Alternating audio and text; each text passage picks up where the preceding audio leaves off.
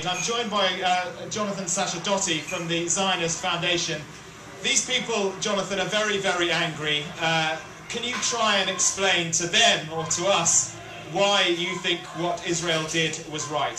Well, firstly, Mark, thank you for having us on the programme. And what I would say is that Israel understands very much the concerns of people who looked at the events that happened, and like the State of Israel, they lament the unfortunate deaths that took place. But it's very important to realise that Israel acts in its self-security interests, and it needs to protect itself from weaponry being brought into the Gaza. These people were on a humanitarian mission, though.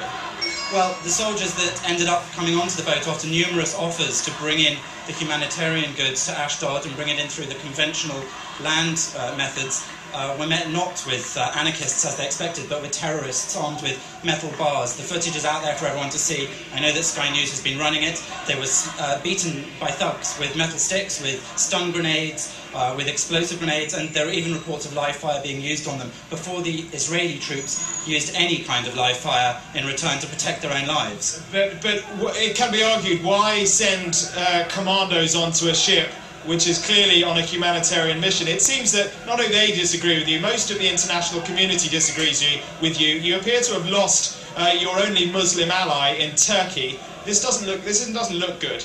Well, relations with Turkey have been perhaps strained over the last year or so, and Israel does want good relations with Turkey and hopes that there will continue to be good relations. The fact is that this ship wasn't obviously, as you put it, a humanitarian mission, because of the 6 ships in the flotilla, 5 of them very peacefully went to Ashdod as offered to offload the humanitarian goods to be brought in through the land methods, as Israel does every week, with 100 trucks going in every day, 1,500 tons of aid going in every single week.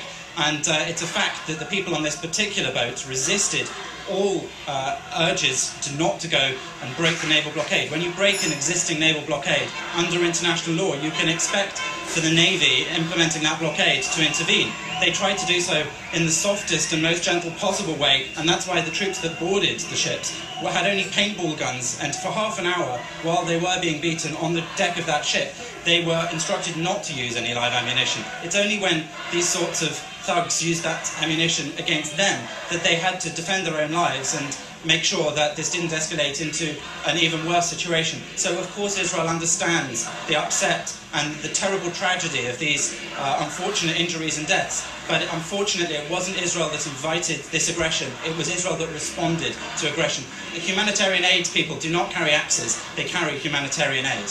All right, okay, thank you very much. Well, in terms of those Britons that are on board, that were on board those ships,